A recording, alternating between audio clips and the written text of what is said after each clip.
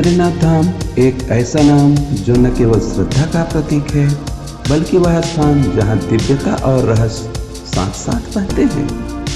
परंतु क्या आपने कभी सोचा है, इस धाम के प्रत्येक पत्थर में छुपी उस ऊर्जा का स्रोत क्या है? कैसे यह स्थान केवल एक तीर्थ ही नहीं, बल्कि सनातन रहस्य के गूढ़ अध्यायों का केंद्र भी है।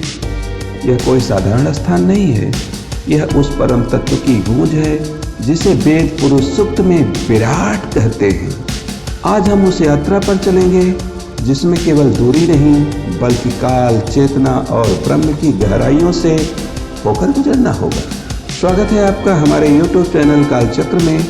यात्रा की शुरुआत करें हम, इससे पहले आपसे हमारा एक अनुरोध है कि यदि आप चैनल पर नए हैं तो चैनल को सब्सक्राइब कर बेल आइकन दबाएं और वीडियो को लाइक करें। यात्रा की शुरुआत होती है ऋषिकेश से। जैसे जैसे आप आगे बढ़ते हैं, रास्ते में देवप्रयाग, श्रीनगर, रुद्रप्रयाग, कर्णप्रयाग, चमोली और फिर जोशीमठ आता है। जोशीमठ में एक अलग ही कंपन महसूस होता है। इन स्थानों का नाम केवल भौगोलिक ही नहीं, ये वे स्थल हैं जहाँ योगियों ने चित्त को स्थिर किया, जहाँ अद्वैत का पहला बोध हुआ। हर प्रयाग में मिलने वाली नदियाँ शरीर की इंगला पिंगला और सुषुम्ना नाड़ियों की प्रतीक हैं। जोशीमठ, जिसे आदिगुरु शंकराचार्य ने स्थापित किया था, यह केवल एक मठ ही नहीं, बल्कि अद्वैत ज्ञान का स्तंभ भी है। यहीं से प्रारंभ होती वह चेतना की यात्रा जो हर भक्त को ब्रह्म के साक्षात्कार की ओर ले जाती है। कहा जाता है कि बौद्ध काल के दौरान जब भारत में बौद्ध धर्म का प्रभाव अत्यधिक बढ़ रहा था, तब हिंदू तीर्थ स्थलों को नष्ट कर दिया गया था। बद्रीनाथ की मूर्ति को अपवित्रता से बचाने के लिए आदिगुरु के पूर्ववर्ती योगियों ने उसे अलकनंदा की धारा में विसर्जित कर दिया था। इस संकल्प के साथ जिस दिन कोई पूर्ण ज्ञानी साधक जन्म लेगा, वही इसे पुनः खोजेगा। उत्तर भारत की यात्रा शंकराचार्य के जीवन की सबसे रहस्यमयी कड़ी रही। जब वे हिमालय के समीप पहुंचे तो उन्होंने सुना धर्म लुप्त प्राय हो चुका है, बद्रीनाथ की मूर्ति अब अदृश्य है, बर्फ में लुप्त हो चुकी है। यह सुनकर शंकराचार्य का हृदय कांप उठा, क्योंकि वे जानते थे कि बद्रीनाथ केवल एक धाम नहीं, बल्कि नारायण के ध्यान का केंद्र है, जहाँ से पूरे भारतवर्ष में धार्मिक चेतना की ऊर्जा फैलती है। एक रात में शंकराचार्य ने तप में प्रवेश किया और उनकी दृष्टि नंदा देवी पर्वत की दिशा में स्थिर हो गई। मंदिर की भूतपूर्व उपस्थिति उनके ध्यान में प्रकट हुई। तब उन्होंने अलकनंदा तट पर पहुंचकर वही साधना शुरू की। साधना करते समय एक दिन जैसे किसी अदृश्य शक्ति ने उन्हें पुकारा। पुकार सुनकर उन्होंने अलकनंदा की जलधारा में प्रवेश किया। जल उनके घुटनों तक पहुंचा और तभी जल के भीतर शालिग्राम के समान एक भव्य मूर्ति ने उनके हाथों को स्पर्श किया। वह कोई साधारण पत्थर की मूर्ति नहीं थी, वह था भगवान विष्णु का ध्यान मग्न स्वरूप, जिसकी आंखें आधी बंद थी, जैसे त्रिकालदर्शी योगी साधना में लीन हो। इस मूर्ति की सबसे बड़ी विशेषता यह थी कि भगवान विष्णु लेटे नहीं थे, युद्ध के भाव में भी नहीं थे, बल्कि ध्यान मग्न थे। शंकराचार्य ने उस मूर्ति को उठाया और उसे बद्रीनाथ धाम में स्थापित कर दिया। अब हम लोग चलते हैं बद्रीनाथ धाम के गर्भगृह में। बद्रीनाथ धाम के गर्भगृह में न कोई शोर है, न कोई गूंज, बस एक दिव्य नीरवता, जहां आत्मा तक में शांति उतर आती है। मंदिर के भीतर नारायण के साथ नर नारायण, उर्वशी, गरुड़, कुबेर आदि मूर्तियां हैं। नर और नारायण द्वैत और अद्वैत के मिलन का प्रतीक है। उर्वशी, जो अप्सरा होकर भी ज्ञान की साधक मानी गई, वह बताती है कि चेतना कहीं भी विकसित हो सकती है। गरुड़ मन की गति है और कुबेर आंतरिक समृद्धि का प्रतीक है। जैसे ही भक्त मंदिर के गर्भगृह में प्रवेश करता है, उसका शरीर ही नहीं, उसकी चेतना भी झुकती है, क्योंकि यहाँ जो कुछ है वह दृश्य नहीं है, अदृश्य सत्ता का प्रकट रूप है। सबसे पहले ध्यान जाता है मुख्य मूर्ति की ओर, जो शालिग्राम शिला से निर्मित है, किंतु यह सामान्य शिला नहीं है, यह नारायण की जीवंत ऊर्जा का मूर्त स्वरूप है। भगवान विष्णु की मूर्ति में 4 हाथ हैं, जिनमें एक हाथ में शंख है, एक हाथ में चक्र है, एक हाथ में गदा है और एक हाथ में पद्म है। भगवान पद्मासन में बैठे हैं, जैसे ध्यानस्थ योगी हों। यह मुद्रा दर्शाती है कि यहाँ के नारायण राजा नहीं ऋषि हैं।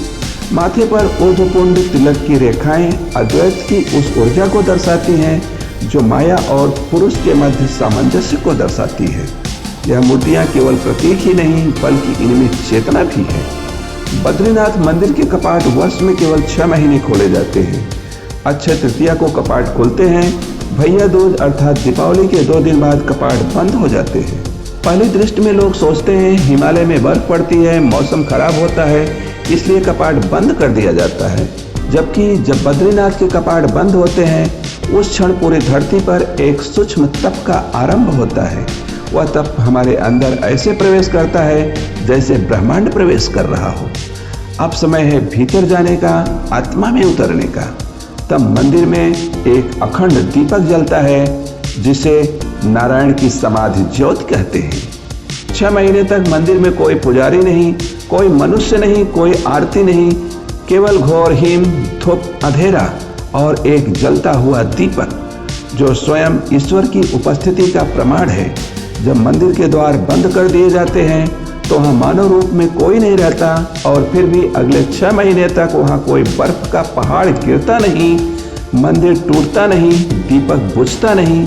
क्यों? इसका उत्तर है नरसिंह देवता और यक्षगण। जोशीमठ में स्थित नरसिंह मंदिर की मूर्ति से जुड़ी मान्यता है कि जब बद्रीनाथ की यात्रा बंद होती है तो नरसिंह स्वयं धाम की रक्षा हेतु ब्रह्म रूप में आते हैं। साथ ही अदृश्य रूप में ऋषि मुनि और यक्षगण मंदिर की रक्षा करते हैं। यह अवधारणा अथर्ववेद और योगा वशिष्ठ में भी है कि जहाँ तप होता है वहाँ अदृश्य देवता अपनी ऊर्जा प्रक्षिप्त करते हैं। जहाँ तापमान -15 डिग्री सेल्सियस से -30 डिग्री सेल्सियस तक चला जाता है, जहाँ चारों तरफ बर्फ ही बर्फ होती है, वहाँ मंदिर की दीवारें, मूर्तियाँ और अखंड दीप बिल्कुल सुरक्षित रहते हैं। यह न केवल भक्ति की विजय है बल्कि यह क्वांटम ऊर्जा और देव चेतना का ज्वलंत प्रमाण भी है।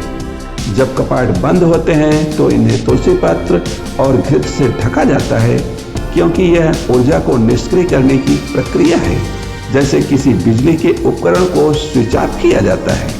अब हम आपको बद्रीनाथ धाम की एक दूसरे रहस्य की ओर ले चलते हैं।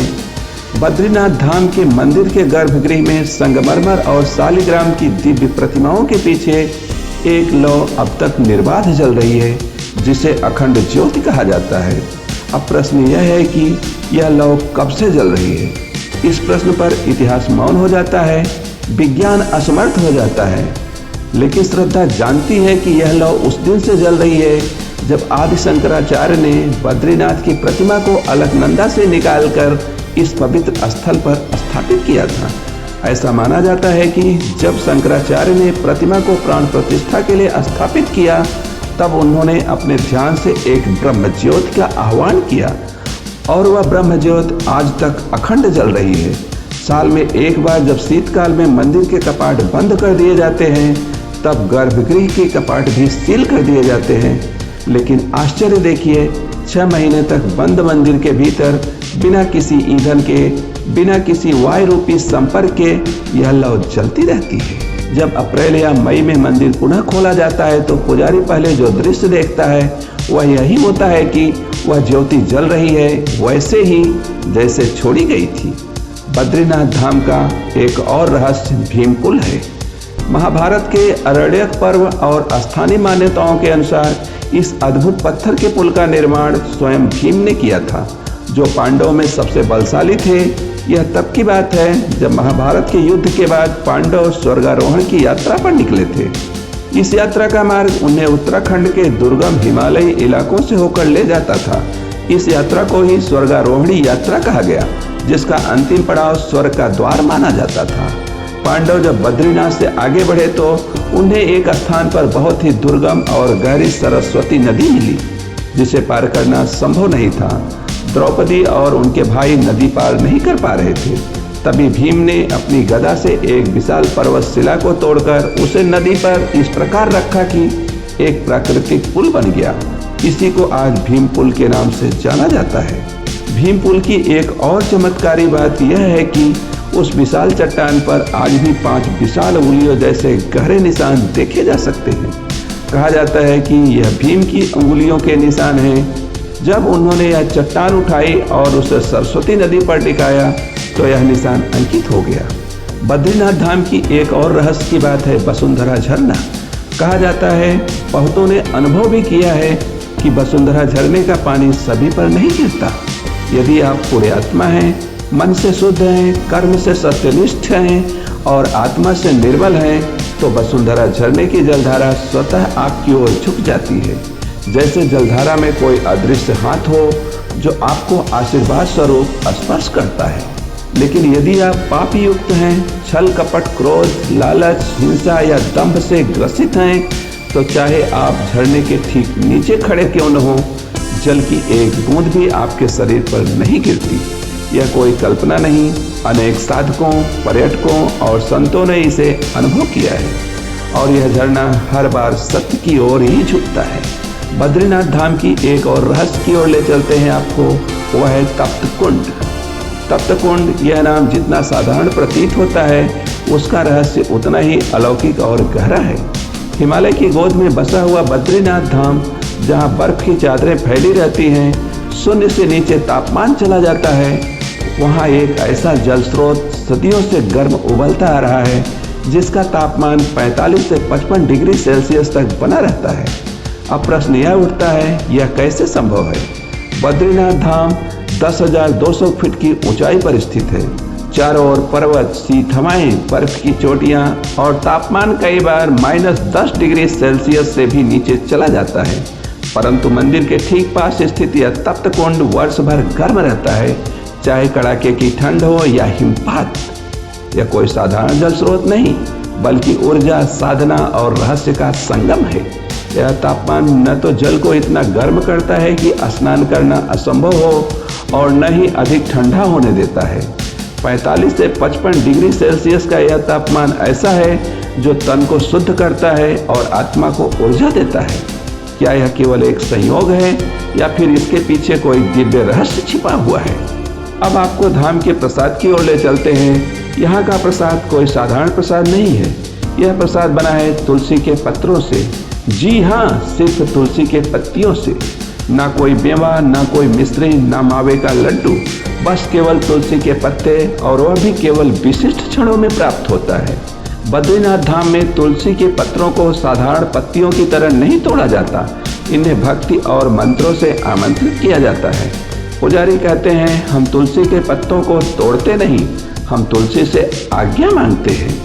एक विशिष्ट यंत्र और मंत्रों से उन तुलसी पत्रों को स्नान कराकर मंदिर के भीतर गर्भगृह में अर्पण किया जाता है। जब ये तुलसी पत्र भगवान बद्रीनाथ के चरणों को छूते हैं तो यह प्रसाद ही नहीं, ऊर्जा भी बन जाते हैं। यह प्रसाद हर किसी को नहीं मिलता, केवल उन्हीं को मिलता है जो श्रद्धा से आए हों, मन में शुद्धता हो, विनम्रता हो और अहंकार का त्याग लेकर आए हों। जब भक्त इसे हाथ में लेते हैं तो वे केवल पत्ता ही नहीं पाते, बल्कि एक हल्की गंध, एक भीतर की शांत और कभी कभी आंखों से बहते हुए आंसू भी पाते हैं। जब बद्रीनाथ की यात्रा पूर्ण होती है तो केवल शरीर थकता है, आत्मा तो अभी जगी है। यह धाम बताता है कि सच्चा तीर्थ बाहर नहीं, भीतर होता है। हर पग, हर पुल, हर मूर्त और हर चुप्पी आत्मा को एक नई दिशा दिखाती है। और अंत में जब आप लौटते हैं तो आप वही नहीं रहते, आप स्वयं एक तीर्थ बन जाते हैं। तो दोस्तों, आज की यह वीडियो आपको कैसी लगी हमें कमेंट में अपनी राय ज़रूर बताएं और वीडियो को लाइक करें, शेयर करें और ऐसी ही और वीडियो देखने के लिए हमारे चैनल कालचक्र को सब्सक्राइब करना बिल्कुल ना भूलें। धन्यवाद।